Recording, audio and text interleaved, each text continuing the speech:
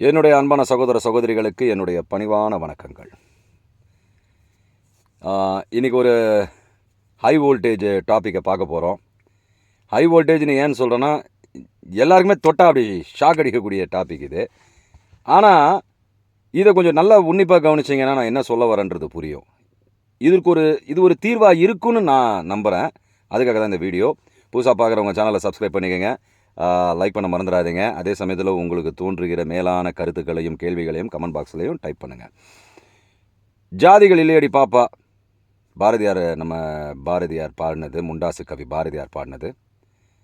அதுலேருந்து தான் நம்ம பேச போகிறோம் இப்போது. அதுக்கு முன்னாடி ஒரு சின்ன விஷயம். இப்போது நான் நடிகன், உங்களுக்கு தெரியும். ஷூட்டிங் ஸ்பாட்டில் இப்போது ஒருத்தர், அதாவது ஒரு அசிஸ்டண்ட் இருப்பாங்க எப்பயுமே ஆர்டிஸ்ட்டுக்கு. வரும்போது சாப்பாடு கொண்டு வந்து கொடுப்பாங்க, அவங்களுக்கு தேவையான டீ காஃபி இதெல்லாம் கொடுக்கறதுக்கு ஆளுங்க இருப்பாங்க. அதுபோல் ஒரு ஹீரோவுக்கு ஒரு அசிஸ்டண்ட்டாக அவர் சாப்பிட்றாரு. சாப்பிட்டுட்டே இருக்கும் பொழுது அந்த பிளேட்டை எடுக்க அசிஸ்டண்ட் மறந்து அவர் போகிறாருன்னு சொல்லிட்டு ஷாட்டுக்கு போகிறாருன்னு சொல்லிட்டு அவர் பின்னாடி போயிட்டார். அப்போது கூட இருக்கிற சக நடிகர் ஒருத்தர் அந்த பிளேட்டை இவன் எடுக்கலைன்னு சொல்லிட்டு கூப்பிட்டு கண்ணா பின்னான்னு திட்டுறாரு. கண்ணா பின்னான்னு திட்டி அவன் மனசு கொஞ்சம் சஞ்சலமாயிடுச்சு, அவன் போயிட்டான். இப்போ இங்கே என்ன சொல்கிறேன்னா, அவர் பேசுனதும் நியாயம்தான். ஆனால் அந்த கோவத்தை அவன் பேரில் காட்டும்போது அவன் மனசும் சங்கடப்படணுன்றதை அவர் உணர தவறலை. இது தாங்க காலங்காலமாக வந்துட்டுருக்கு. காலங்காலமாக ஆதி காலத்துலேருந்து எடுத்திங்கன்னா இந்த ஜாதிகளும் இந்த அடிப்படையில் தான் வந்திருக்கு. ஸோ அப்போ என்ன அங்கே மிஸ்ஸிங்? மனிதாபிமானம், மனித உணர்வு மிஸ்ஸிங் ஆகிடுச்சு. மிருக உணர்வு தலை தோங்க ஆரம்பிச்சிருச்சு மனிதனுக்குள்ள. ஸோ அவனுக்கு சிந்திக்கிற அறிவு இல்லை. அடுத்தவன் மனசு என்ன பாடுபடும், அவனுடைய விஷயங்களும் அவனை பற்றி அவனுடைய உணர்வுகளும் சிந்திக்கக்கூடிய தன்மை ஒரு மனிதனுக்கு இருந்தால் அவன் மேலானவன் இவன் கீழானவன்ற பாகுபாடு போயிடும். வேலைகள் மட்டுமே அங்கே நிற்கும். ஆனால் இங்கே அப்படி இல்லை பிரச்சனை. ஒருத்தனை குத்தி காட்டுறது, இந்த மாதிரி பேசுறது, இந்த மாதிரியான விஷயங்கள்லாம் இருந்து இன்றைக்கி இந்த சண்டை நடக்கிற அளவுக்கு பெரிய பிரச்சனையாக இது இருக்குது. ஸோ அந்த பிரச்சனைகள் பேசுகிற அளவுக்கு நான் அறிவாளியும் கிடையாது, அதை தீர்க்கிற இதுக்கு இல்லை. ஆனால் என்னுடைய தாழ்மையான கருத்து என்னென்னா, இப்போது உதாரணத்துக்கு நான் ஒரு டிரைவராக இருந்து நான் இந்த அளவுக்கு வந்திருக்கேன்னு வச்சுக்கோங்களேன். அப்போது எனக்கு ஒரு கார் டிரைவர் இருக்கும் பொழுது எனக்கு அந்த மனப்பக்குவம் வருமா? அவனை வீட்டுக்குள்ளே கூப்பிட்டு காஃபி சாப்பிட வச்சு சாப்பிடுப்பா, சில பேர் இருக்கலாம், இல்லைன்னு சொல்லலை, எல்லாருக்கும் வருமானது தான் இந்த கேள்வி. சாப்பிட வைக்கிறது இதெல்லாம் பண்ணக்கூடிய மனநிலை யாருக்கும் இருக்காது.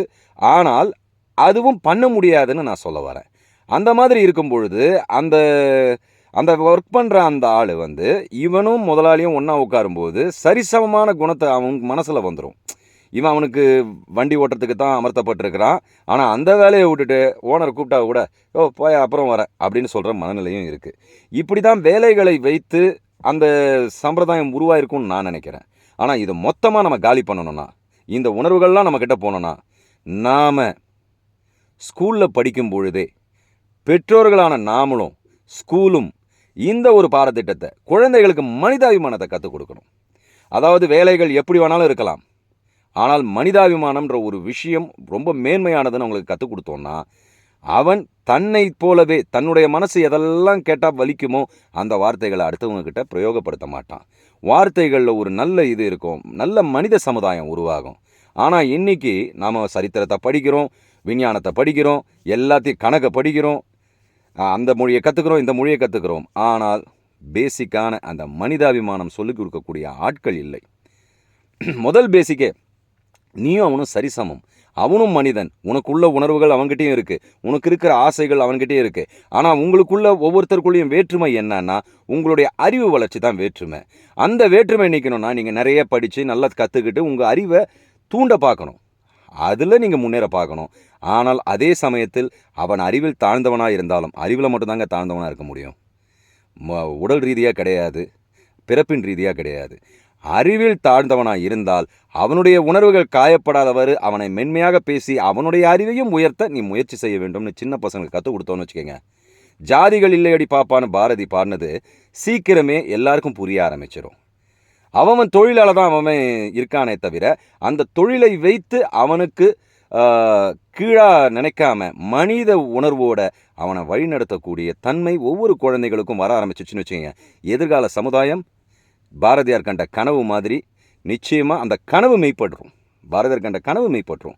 அந்த கனவு மெய்ப்படுறதுக்கு தான் இன்றைக்கி அவர் பாடினார். ஆனால் நாம் அதை கடைப்பிடிக்க மறந்துட்டோம்.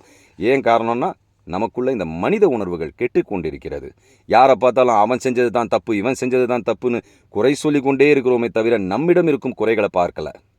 நம்மளுடைய உணர்வு ஒருத்தன் ஒரு சொல் சொன்னால் காயப்படுமே, நாம் அதே மாதிரி அடுத்தவனோட உணர்வை காயப்படுத்தக்கூடாதுன்னு நம்ம நினைக்க தவறிட்டோம். அதனால் நம்ம குழந்தைகளுக்கு ஒவ்வொரு நிமிஷத்துலையும் ஸ்கூலில் சொல்லிக் கொடுக்கலான்னா விட்டுடலாம், ஆனால் வீட்டில் மனிதாபிமானத்தை, அடுத்தவனை மன்னிக்கிற குணத்தை, நல்ல மேன்மையான குணத்தை, அவன் அறிவு வளர்ச்சி அடைய வைக்கக்கூடிய குணத்தை எல்லாத்தையும் அவங்களுக்கு ஊட்டி வளர்ப்போமாக. நன்றி, வணக்கம், ஜெய்ஹிந்த்.